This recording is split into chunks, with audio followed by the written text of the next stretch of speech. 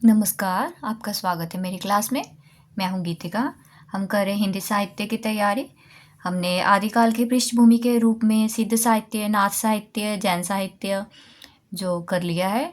और आज हमारा टॉपिक रहेगा आदिकाल की विशेषताएं। देखिए, आज का हमारा टॉपिक है आदिकाल की विशेषताएं।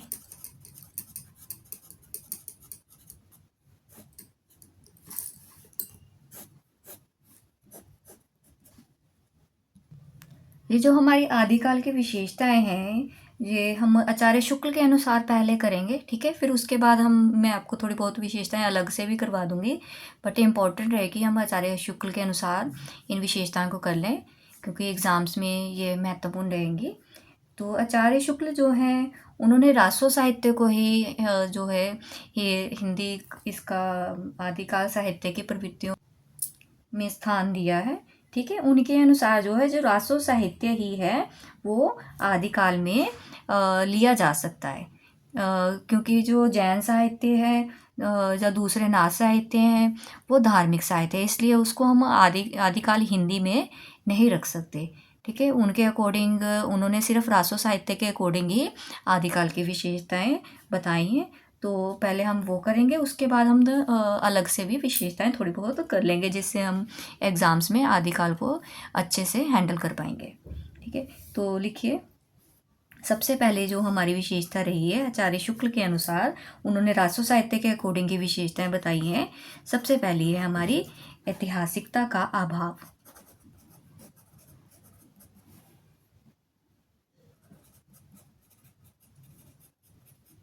क्या है ये, जो इन रासो साहित्य में क्या है, ऐतिहासिकता का अभाव रहा है, ठीक है।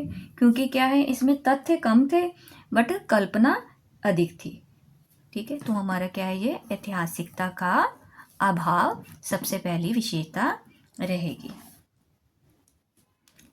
ये जो रासो साहित्य है, आपको पता ही है, अर्ध प्रमाणिक रहे, मैंने आपको करवा दिए हैं। प्रामाणिक नहीं थे, अधिकतर रासो साहित्य ऐसे ही है। तो उसमें क्या है, घटनाएं हैं जो नाम वाली है, तिथियां हैं, इतिहास सम्मत नहीं है कुछ भी उसमें, ठीक है। तो ऐतिहासिकता का अभाव इसमें रहा है। आगे देखिए, युद्ध वर्णन में सजीवता। युद्ध वर्णन में सजीवता, अगला महत्वपूर्ण विशेषता आदिकाल की क्या रही है, युद्ध वर्णन में सजीवता रही है। रासो साहित्य आपको पता ही है किसके द्वारा लिखे गए, चारण कवियों द्वारा। और चारण कौन थे, जो राजाओं के आश्रित थे। तो अब उन्होंने जो वर्णन किया है युद्धों का, उसमें क्या है, सजीवता आ गई है, ठीक है। क्योंकि वो युद्ध अपने आंखों देखा हाल बता रहे थे, इससे युद्ध वर्णन में क्या है, सजीवता दिखाई देती है। आप लिखना चाहें तो इनको डिटेल में थोड़ा बहुत साथ लिख सकते, वैसे एग्ज़ाम्स में डिटेल की ज़रूरत नहीं होती, थोड़ा आपको बस हिंट ही पता होना चाहिए। आगे देखिए, आचार्य, थोड़ा सा ये ऐड कर लिए कि आचार्य हजारी प्रसाद द्विवेदी ने, ये आचार्य हजारी प्रसाद द्विवेदी,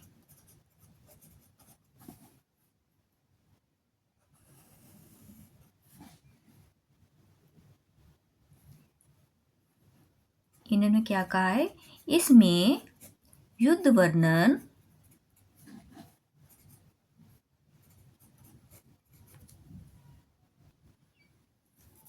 सजीव प्रतीत होता है, ठीक है। आचार्य हजारी प्रसाद द्विवेदी के अनुसार क्या है, ये जो रासो साहित्य है इनमें क्या है, युद्ध वर्णन सजीव प्रतीत होता है, जैसे कवि आंखों देखा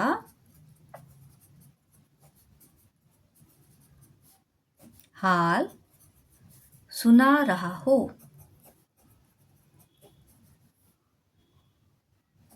यह कथन किसका है, आचार्य हजारी प्रसाद द्विवेदी का। किसके लिए, रासो ग्रंथों के लिए इन्होंने यह कथन कहा है।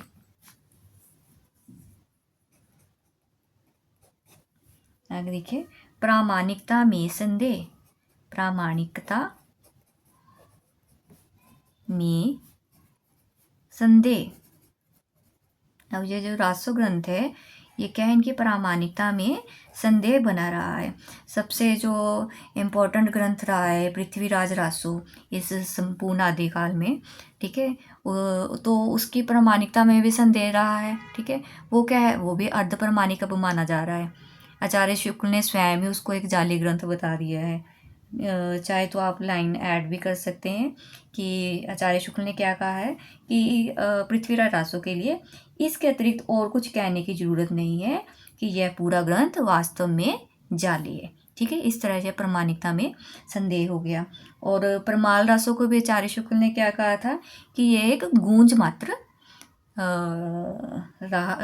गूंज मात्र ही इस ग्रंथ को कहा था उन्होंने परमाल रासो के लिए, ठीक है। तो इस तरह ये जो रासो ग्रंथ थे वो प्रामाणिक नहीं थे, क्योंकि समय के साथ साथ इसमें और बातें अपनी तरफ से जो लोग थे जोड़ते रहते थे।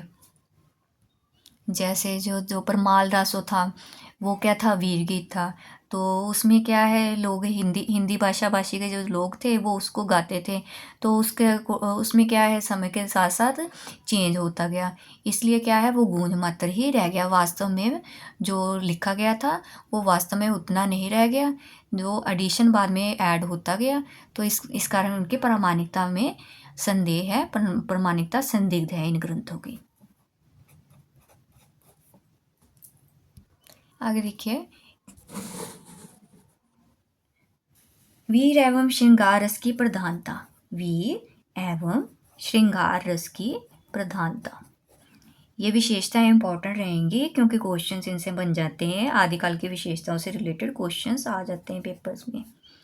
वीर रस की प्रधानता, अब आ सकता है कि आदिकाल में कौन से रस की प्रधानता है। अगर आपने पढ़ा होगा तभी आपको पता होगा कि कौन से रस की प्रधानता रही है आदिकाल में। वीर के साथ श्रृंगार रस भी प्रधान रहा है, ये नहीं कि अकेला वीर रस ही प्रधान रहा है, ठीक है। दोनों रसों की ज़्यादा प्रधानता रही है।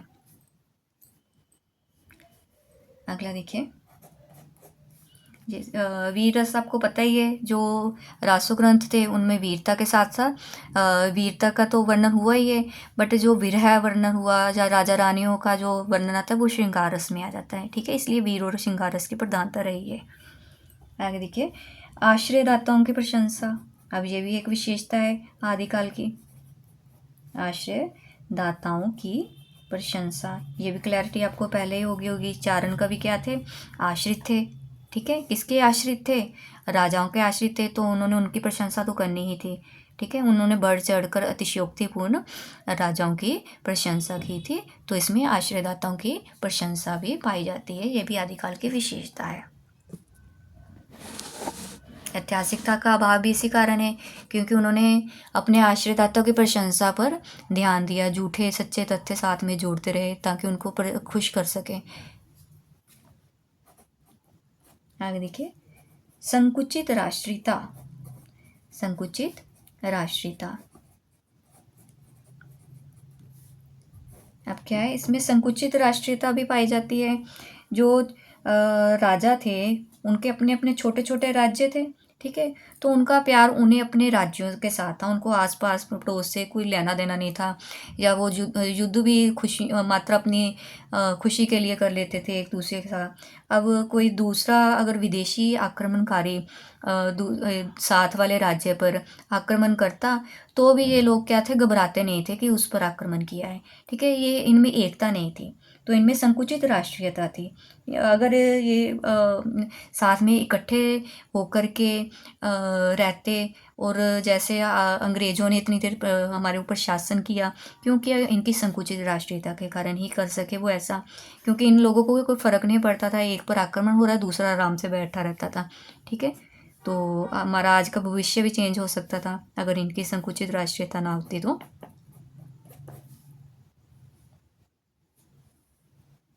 आगे देखिए, कल्पना की प्रधानता। कल्पना की प्रधानता, ये भी आदिकाल के साहित्य की विशेषता रही है कि इसमें क्या है, कल्पना की प्रधानता रही है। ऐतिहासिकता तो रही है बट ऐतिहासिकता का अभाव रहा है, ठीक है। उसके साथ साथ कल्पना भी प्रधान रही है। आगे देखिए, विविध छंदों का प्रयोग। विविध छंदों का प्रयोग। अब आदिकाल में कई तरह के छंदों का प्रयोग किया गया। देखिए पृथ्वीराज रासों में ही अनेक छंद प्रयोग हुए, जैसे दोहा, गाथा, पद्धति, तोमर, तोटक, रोला, ऊलाला,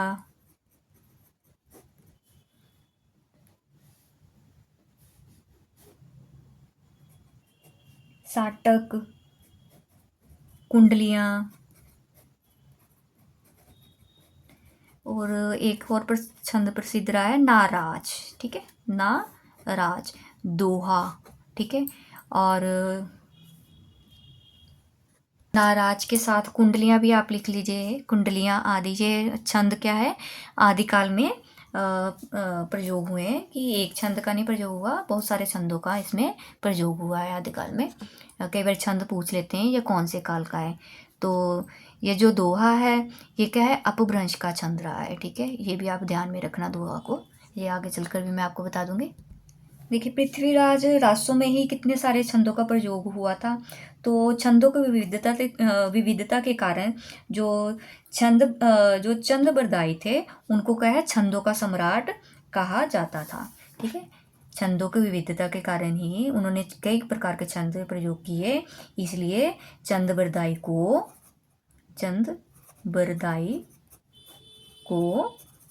छंदों का सम्राट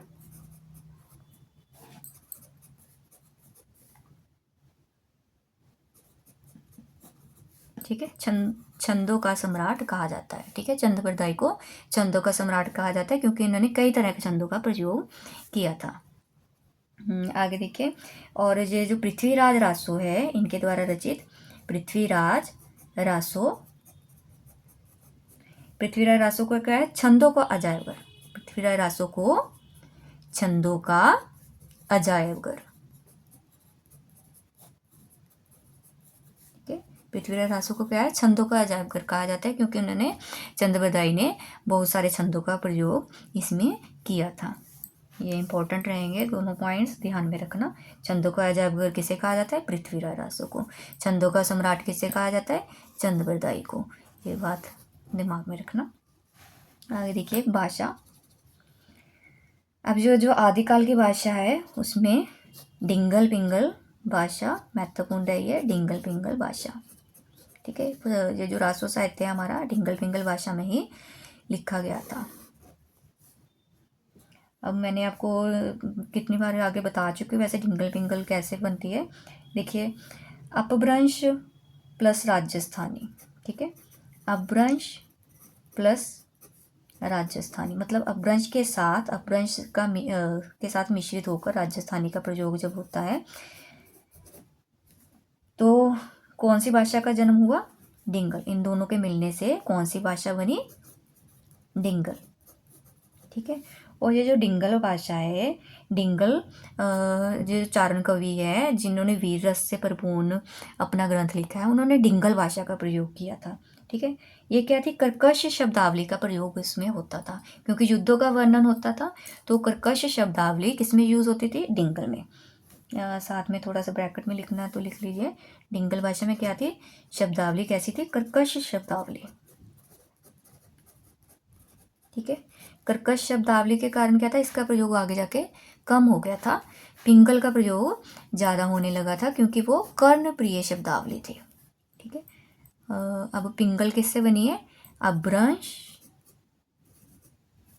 ये डिंगल बन गई, अब ये पिंगल, अपभ्रंश प्लस ब्रज भाषा। ठीक है, अपभ्रंश प्लस ब्रज भाषा के संयोग से क्या बनी, पिंगल। राजस्थानी भाषा के संयोग से बनी थी डिंगल और ब्रज भाषा के संयोग से बनी है पिंगल। और इसकी शब्दावली कैसे रही है, कर्ण प्रिय शब्दावली, कर्ण प्रिय शब्दावली। ठीक है, तो ये जो पिंगल भाषा है आगे जाकर क्या है, ये ब्रज भाषा में ही समाहित हो गई थी।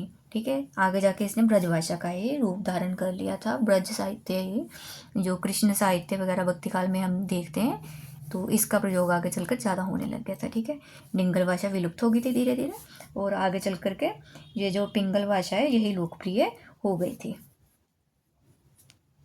आगे देखिए अनुप्रास अलंकार, सॉरी अलंकार। देखिए अलंकार, हमने छंद भी कर लिए, भाषा भी कर ली और अलंकार भी कर ले।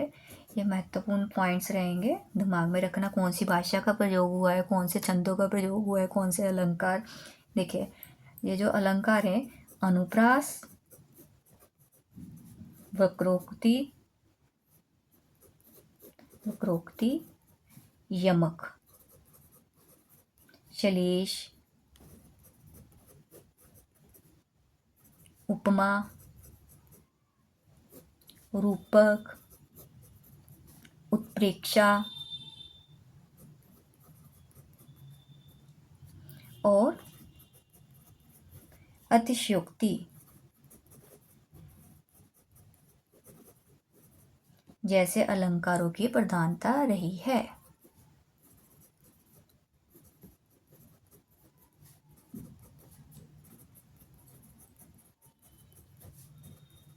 ठीक है, आदिकाल में अलंकार देखिए अनुप्रास, वक्रोक्ति, यमक, श्लेष, उपमा, रूपक, उत्प्रेक्षा और अतिशयोक्ति जैसे अलंकारों की प्रधानता रही है। इसमें ये जो अनुप्रास अलंकार है और यमक अलंकार है, ये चंद्रवरदाई के प्रिय अलंकार रहे हैं। ठीक है, ये भी आप ध्यान में रखिएगा। अनुप्रास और यमक अलंकार किसके प्रिय रहे हैं? चंद्रवरदाई के, क्योंकि ये इंपॉर्टेंट ग्रंथ है आदिकाल की दृष्टि से, तो आपको ये पता होना चाहिए।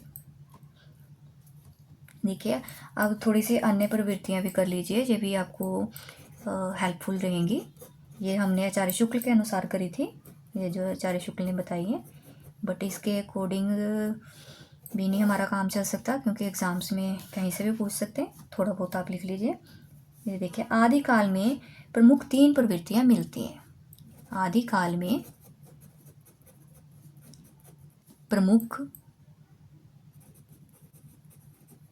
3 प्रवृत्तियां मिलती हैं। अब कौन कौन सी है वो देखिए। सबसे पहले आ गई धार्मिकता, ठीक है, जिसको आचार्य शुक्ल ने स्थान नहीं दिया अपने साहित्य में। वीरगाथात्मकता, धार्मिकता, वीरगाथात्मकता एवं श्रृंगारिकता।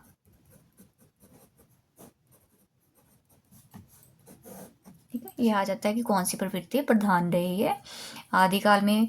वैसे तो ये जो वीरता और श्रृंगारता प्रधान रही है, बट इसके साथ धार्मिकता भी आदिकाल में पाई जाती है। ऐसा नहीं कि धार्मिकता नहीं पाई जाती थी। ये जो सिद्ध साहित्य, नाथ साहित्य, जैन साहित्य हमारा धार्मिक साहित्य ही था वो सारा। ठीक है, अब देखिए ये भी लिखिए आप। आदिकाल में आला छंद, ये मैंने आगे आपको करवा भी दिया गया है। आला छंद जब रासो साहित्य वगैरह में करवाए थे, उसमें पॉइंट्स आपके आ चुके हैं, क्योंकि वही प्रवृत्तियां हैं अब वो बनेंगी। आदिकाल में आला छंद बहुत प्रचलित था। ठीक है, आदिकाल में आला छंद बहुत प्रचलित था। ठीक है, आला छंद कितनी मात्राएं थी? 31 मात्राएं। ठीक है, आला छंद में कितनी मात्राएं होती हैं? 31 मात्राएं। और ये क्या है? वीर रस का बड़ा ही लोकप्रिय छंद था। ठीक है, वीर रस का लोकप्रिय छंद। वीर रस का लोकप्रिय छंद कौन सा है? आला।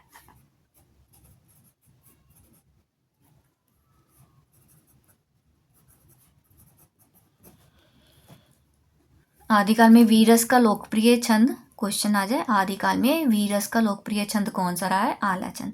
कई बार पूछ लेंगे कि आला छंद में कितनी मात्राएं पाई जाती हैं? 31 मात्राएं पाई जाती हैं। छोड़ना कुछ भी नहीं है, जो जो भी लिखा रही हूँ इंपॉर्टेंट है। अब देखिए ये जो अपभ्रंश भाषा में 3 प्रकार के, ये जो हमारा जैन साहित्य था वो अपभ्रंश भाषा में ही था। ठीक है, तो आदिकाल की पृष्ठभूमि में अपभ्रंश भी हमने करा है, तो आप इसको भी आपको पता होना चाहिए, इसलिए लिखवा रही हूँ। अपभ्रंश भाषा में 3 प्रकार के बंध पाए जाते हैं।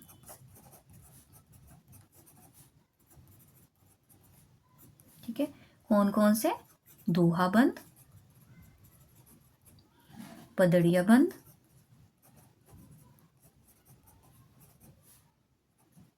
और गय बंध। कौन कौन से 3 बंध हो गए? देखिए, दोहा बंध, पदड़िया बंध और गय बंध। ये अपभ्रंश भाषा में बात कर रहे हैं। ठीक है, अपभ्रंश वर्डिंग को ध्यान रखिएगा कि अपभ्रंश भाषा में कौन से 3 बंध पाए जाते हैं। क्वेश्चन आ जाए तो दोहा बंध, पदड़िया बंध और गय बंध। हजारी प्रसाद द्विवेदी देखिए इसके बारे में क्या कह रहे हैं। हजारी प्रसाद, ठीक है, वो कह रहे हैं दोहा या दूहा अपभ्रंश का अपना छंद है। उसी प्रकार जिस प्रकार प्राकृत का जिस प्रकार गाथा प्राकृत का अपना छंद है। ये हजारी प्रसाद द्विवेदी जी ने कहा है। ठीक है, अब इससे हमें क्या अंडरस्टैंडिंग हो रही है कि दोहा क्या है? अपभ्रंश का छंद था। ठीक है, अपभ्रंश से पहले दोहा का यूज नहीं होता था। ये क्वेश्चन आया हुआ है पेपर में, एग्जाम्स में, कि दोहा का प्रयोग अपभ्रंश से पहले होता था? नहीं होता था। कि दोहा कौन सी भाषा का छंद है? अपभ्रंश का छंद है। तो आपको ये पता होना चाहिए। ठीक है, अब ये जो गाथा है वो किसका छंद है? प्राकृत का। ठीक है, गाथा किसका छंद है? प्राकृत का। अपभ्रंश से पहले प्राकृत भाषा आती है, तो गाथा किसका छंद है? प्राकृत का। ठीक है, आगे देखिए,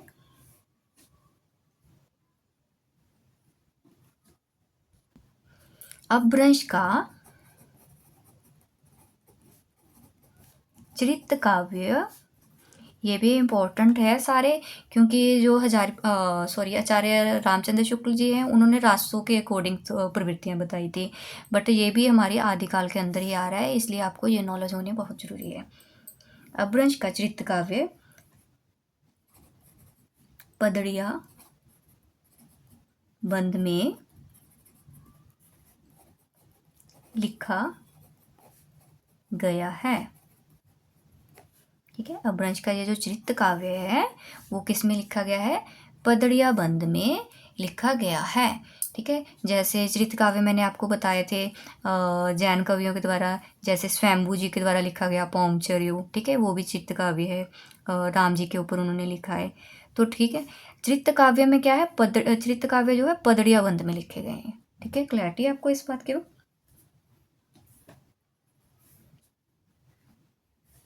ये जो चरित्र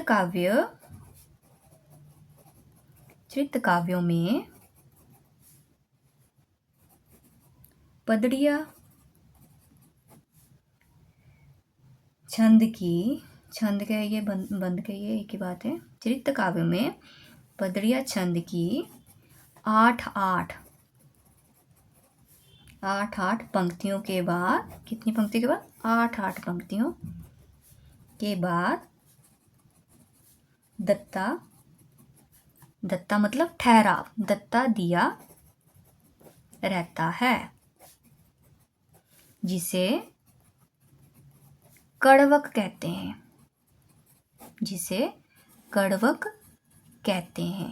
ठीक है, कड़वक किसे कहते हैं?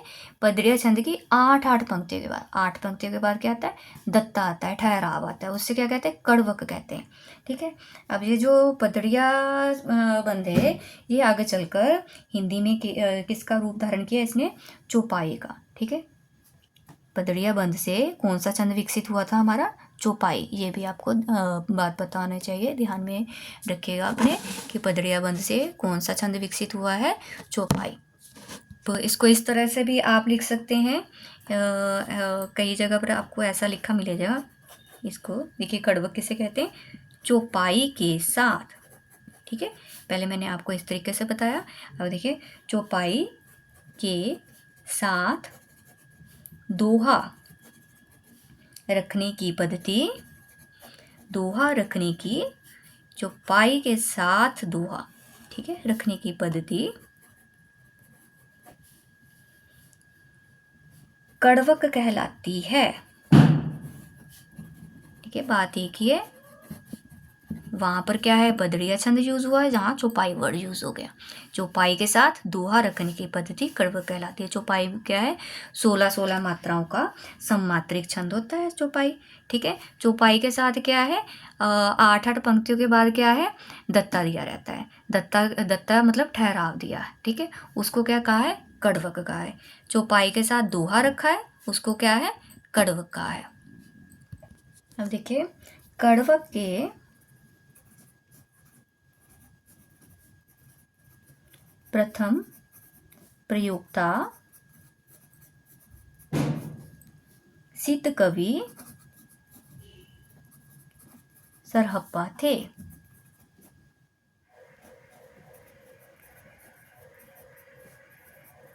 ठीक है, प्रथम प्रयोक्ता कौन रहे हैं कड़वक के? सरहप्पा। ठीक है, सिद्ध कवि सरहप्पा थे। आगे देखिए, ये सिद्ध कवियों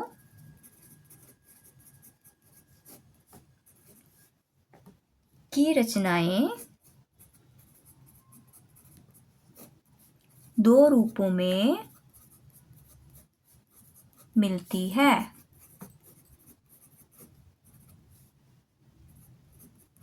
ठीक है, ये जो सिद्ध कवि है उन्होंने रचनाएं दो रूपों में लिखी हैं।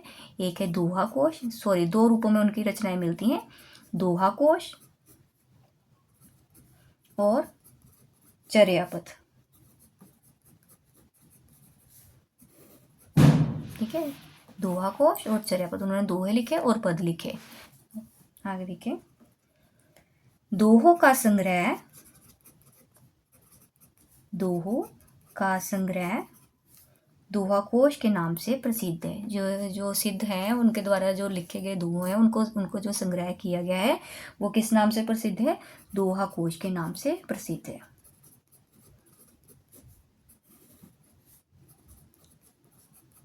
किसका संग्रह? दोहों का संग्रह। ठीक है, दोहा कोश के नाम से प्रसिद्ध है।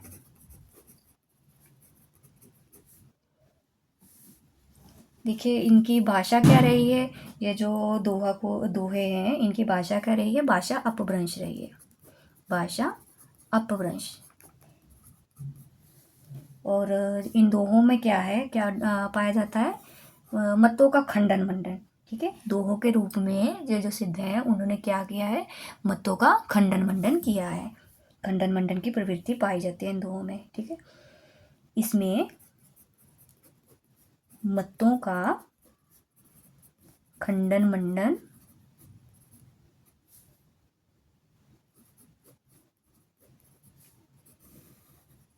किया गया है। ठीक है, दोहों में क्या है? मतों का खंडन मंडन किया गया है। और दोहों, ये जो दोहे हैं इन्होंने भक्ति काल में, इन दोहों ने क्या है? साखियों का रूप ग्रहण कर लिया। ये जो दोहे हैं आगे चलकर भक्ति काल में क्या है? साखियों के रूप में पाए जाते हैं। साखी मतलब साक्षी, आंखों देखा हाल। खंडन मंडन हम तभी करेंगे जब हम थिंक करेंगे। ठीक है, थिंकिंग करेंगे, मतलब उनको एनालिसिस करेंगे, तो क्या खंडन मंडन की प्रवृत्ति पाई जाएगी। तो क्या है? दोहों ने आगे चलकर किसका रूप धारण कर लिया? साखियों का। लिख लीजिए, भक्ति काल में इन्हीं दोहों ने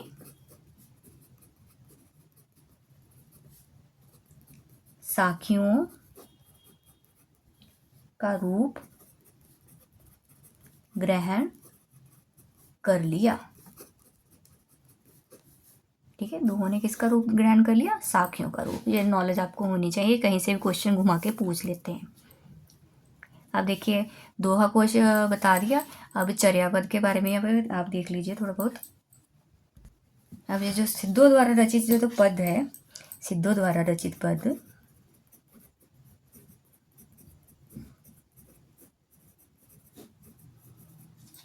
चर्यापद नाम से प्रसिद्ध हुए। ठीक है, ये जो पद है वो किस नाम से प्रसिद्ध हुए? चर्यापद नाम से। दोहे दोहा कोश के नाम से प्रसिद्ध हुए और पद चर्यापद नाम से, चर्यापद नाम से प्रसिद्ध हुए। अब चर्यापद की भाषा क्या है? अवहट। ठीक है, चर्यापद की भाषा क्या रही है? अवहट। अपभ्रंश के बाद क्या है? हिंदी का एक और रूप पाया जाता है, अपभ्रंश का ही बिगड़ा हुआ रूप इसको कह देते हैं अवहट। अब अवहट में किसकी रचना की गई है? चर्यापद की। अब चर्यापद में क्या है? जैसे इसमें खंडन मंडन की प्रवृत्ति थी दोहा कोश में, तो चर्यापद में क्या है? रहस्य भावना है। ठीक है, मतलब भगवान के प्रति जो भाव रहे हैं उनके, वो है। चर्यापद में रहस्य भावना वर्णित है। चर्यापद में रहस्य भावना वर्णित है।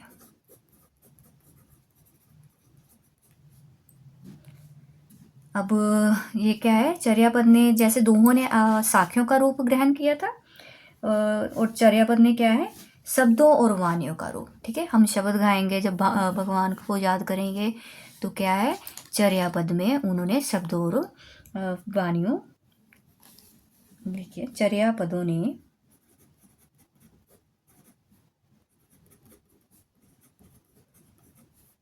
शब्दों एवं वाणियों का रूप धारण कर लिया।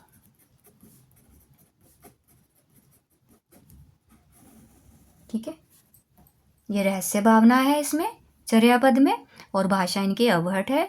आगे चलकर चर्यापद ने क्या है? शब्दों और वाणियों का रूप धारण कर लिया था, मतलब भक्ति काल में इन्होंने, चर्यापद ने शब्दों और वाणियों का रूप धारण कर लिया। ये भी क्वेश्चन बन सकता है कि भक्ति काल में शब्दों और वाणियों का रूप किसने धारण किया? चर्यापद ने। दोहों ने साखियों का।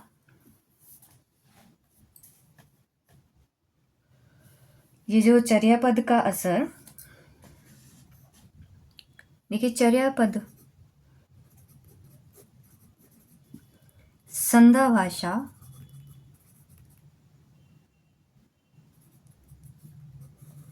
सिद्धों की भाषा, आपको पता ही है संध्या भाषा। संध्या भाषा के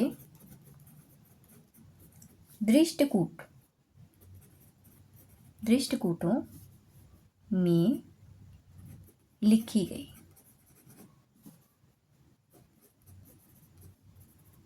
ठीक है, दृष्टकूट मतलब दोहरे अर्थ। ठीक है, एक अर्थ नहीं, दो दो अर्थ निकलते थे। चर्यापद क्या है? संध्या भाषा के दृष्टकूटों में लिखी गई। दृष्टकूटों मतलब दोहरे अर्थों में। आप साथ में लिख लिए, दृष्टकूटों इसमें क्या है? जिसके दोहरे अर्थ होते थे, जिसके दोहरे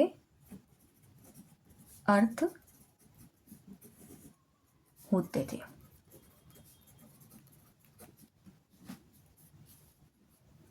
अब ये चर्यापद का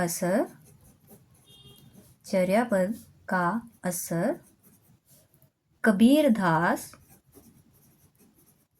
की उलटबासियों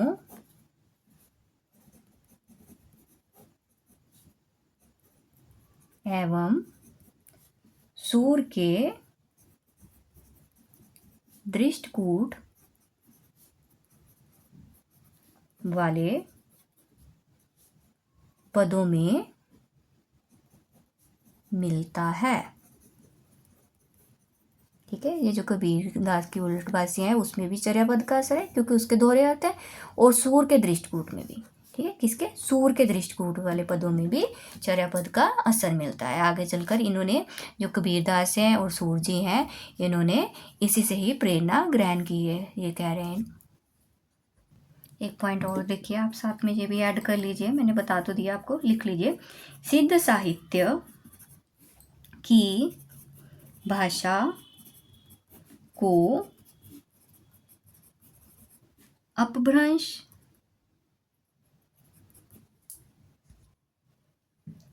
एवं हिंदी के संधि काल की भाषा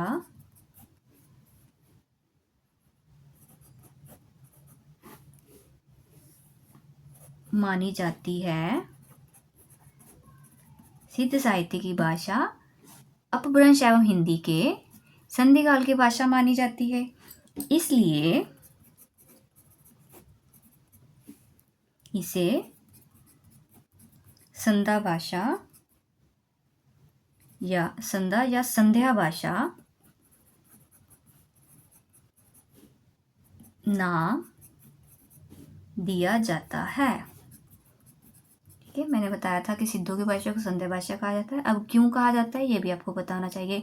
सिद्ध साहित्य की भाषा को अपभ्रंश एवं, ठीक है, अपभ्रंश एवं हिंदी के, अपभ्रंश एवं हिंदी के संधिकाल की भाषा, ठीक है, ये क्या है, अपभ्रंश एवं हिंदी के संधिकाल की भाषा, इसलिए इसे क्या है, संध्या भाषा या संध्या भाषा नाम दिया गया है। अपभ्रंश की ये है आदिकाल की महत्वपूर्ण विशेषताएं। आप इनको बार बार रिवाइज करेंगे तो आपको लर्न हो जाएंगे, इम्पोर्टेंट रहेंगे आपके लिए एग्जाम्स में। आज के लिए इतना ही, धन्यवाद।